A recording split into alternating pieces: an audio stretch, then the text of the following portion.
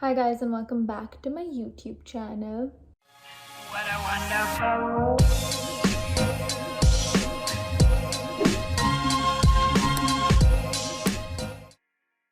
So today I'm filming a sit down Q&A. I think it's been a while since I've last filmed a sit down video. I honestly can't remember when the last time I filmed a sit down video was. And even more than that, I don't remember the last time I did a Q&A video. I think my last Q&A video was my first and only Q&A video, which was like my second video ever, like 8 months ago or something. So it's been a while.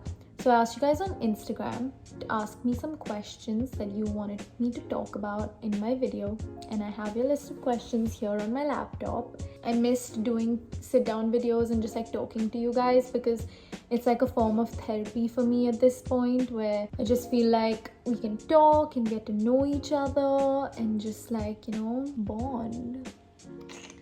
The first question is, how long does it take to edit a video and how did you learn all the tech bits? I mean, it depends on the video.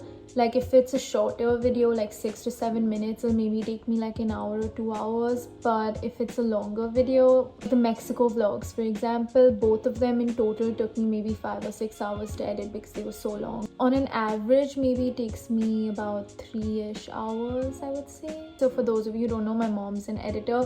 So I grew up watching her edit movies, and I kind of just like watched and picked up a few things from her. All my editing stuff comes from her. I actually enjoy editing, so I don't even mind sitting for hours in editing because it's generally like fun for me. How did you start making YouTube videos? I was in quarantine and I was bored just like everyone else in Mumbai. I've actually been wanting to start a YouTube channel for as long as I can remember, probably since I was like in the 7th or 8th grade. And I just didn't have the confidence before because I've always been really shy and like anxious to like put myself out there. But then in quarantine, I was like sleeping at like 7 a.m, waking up at 4 p.m, and I just wanted to be productive and actually do something worthwhile. So I decided to start a YouTube channel finally, and yeah, I've never felt better about a decision. The next question is, how's it like to be connected to the Bollywood industry? So I've been asked this question a lot, but I avoid it because I am not really connected to the Bollywood industry. Like, yes, my parents are in the Bollywood industry, but I didn't like grow up with like all the Bollywood glamour, if you know what I mean. Like the movies my dad makes aren't very commercial. I mean, I obviously grew up watching my parents, but like for me it seems normal because that's what I grew up watching. So it's not like a, oh my god, it's Bollywood. Like I don't get like fascinated by it. That's not what I want to do. I'm trying to stray away from it. And yeah, the next question is, are you insecure about your body? I don't think there's one person I know who doesn't get insecure about something about themselves. Like, yes, I do get insecure about my body. I'm not always insecure. Sometimes I feel really good about myself. Like I feel like, ooh, I feel fit, I feel healthy. Sometimes when I'm bloated, like if I'm on my period or something, I get insecure about my body. And obviously social media doesn't help because you see these like models with like the most perfect bodies, and then you start comparing yourselves. But I think I've been learning to not feel insecure anymore and feel confident. I just like, everyone looks different. That's what makes you unique, and you should just feel good about how you look. Like everyone's beautiful in their own ways. I know it's cheesy as fuck and I hate myself for saying that, but it's true. Next question is, how do you handle disagreements in a relationship? So Shane and I don't really argue or anything. If something does come up, we just talk about it. Like we have a conversation and it's over and we move on. I think that's the best way to like deal with disagreements in a relationship, just to communicate. Like that's the biggest like key to a healthy relationship. Instead of like fighting and arguing and screaming at each other and like shit like that, just talk and everything will be fine. Someone asked me, how do you deal with negativity on social media and in real life? So social media negativity is something I have come to terms with. Like I'm a very sensitive person, and even like the smallest bit of hate like does affect me because like, I don't know, I just, like, I'm sensitive. I cry almost every day about the dumbest shit. Like, for example, recently I posted a lounge underwear picture on my Instagram, and the amount of backlash I got for it, people telling me that I should be ashamed of being Indian and posting stuff like that. People were sending me rape threats, people were calling me a prostitute, people were like DMing me and asking me what my rate was, people were sending me death threats, people were like shitting on my family, saying mean things about my family. Like, that whole incident of over the picture got me a lot. I was crying constantly, I was very upset. But I mean, I just realized that it doesn't matter, because these are people hiding behind their phones and have nothing better to do. And I honestly just block everyone. Like, if there's anything even remotely negative on any of my social medias, I just block them, because I want my social media to be a positive place. Like my YouTube and my Instagram, I just want it to be a positive place. And even in real life, I just block people. Like, if someone's like negative, I just like remove them from my life and remove myself from their life. Now that you've got your own place, can we expect lots of vlogs, waiting for room, closet tour, etc.? Yes, you can. My place is almost ready. I think by the end of this month it should be done, because my roommate is coming in 2 weeks, and once she, you know, sets up her room and stuff, then I'll do an apartment tour and room tour and all that stuff that you guys want to see. So stay tuned for that. Someone asked me the biggest lesson you learned in 2020. Honestly, I think I completely changed as a person in 2020. The person I was in like the beginning of 2020, 2019, or like just before that is completely different from the person I am now. I think I feel a lot more secure about myself. I think I feel more like myself than I ever have. The first few months of quarantine, having that time to myself, I went through a lot of stuff, a lot of my relationships changed and stuff like that, and I just like learned my weaknesses and tried to work on them, and just like made myself a better person. And I'm still working on making myself a better person, but 2020 was a very important year for me to like actually figure out who I am. How was your COVID experience? For those of you who don't know, I had COVID back in November. I'm so grateful, because my experience actually wasn't that bad. Like, I was okay. A few days before I tested positive, I had headaches and body aches and stuff. And then the day I tested positive, I got a cold and a bad throat and a fever, and it lasted like about 4 or 5 days, and I was actually fine after that. The only symptom per se that lasted was like my loss of taste and smell, which lasted like 2 months, and then I got that back too. And I'm so grateful that my experience was okay and that I was fine and healthy. Someone asked me who my favorite YouTubers and influencers are based in India. 2 of my favorite, I would say, one is Ashna Sule, who actually went to the same university that I go to. I met her, I like personally know her. I love her YouTube channel because honestly I love how open she is about mental health struggles. Like, watching her videos helps me a lot. And another YouTuber that I love is the Tanisho. I think she's just such a fun person. Like, watching her videos, like, it's such a fun energy.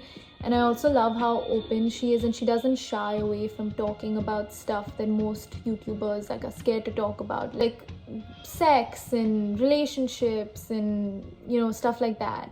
I think it's super cool that she's super like open about everything. Someone asked me, why did you move out from your previous apartment? So my previous apartment actually was a pretty short lease. I only had a 3-month lease there. But also, honestly, if the lease was longer, I would have moved out at the same time, because I did not like that apartment at all. It was just like really like gloomy all the time. Like, there was no sunlight, there was no natural light. We used to have like the lights on in the daytime, and I'm the kind of person that gets seasonal depression. So when it's like gloomy, I get depressed and sad, and like I just like I'm miserable and I don't want to get out of bed, and I'm unproductive and demotivated, and so my grades dropped and I wasn't doing anything worthwhile in that apartment. Most of the times I would like escape to Shane's house because I felt so depressed in that apartment. And I love the new apartment. There's so much sunlight. It just, the vibes are so much like happier, and yeah, I'm really glad I moved. If you get a chance to settle somewhere for the rest of your life, which country would you choose? Out of all the countries I've visited in the past, I think my favorite country would be Italy. I would love to live in Italy. I would absolutely love to live in Italy. The culture, the food, the people, everything was so nice. I would love to live in Italy. Tell us something about your hair routine. My hair's been falling a lot. After I dyed it blonde, my hair became really thin and weak. So I got this new hair growth oil from Amazon.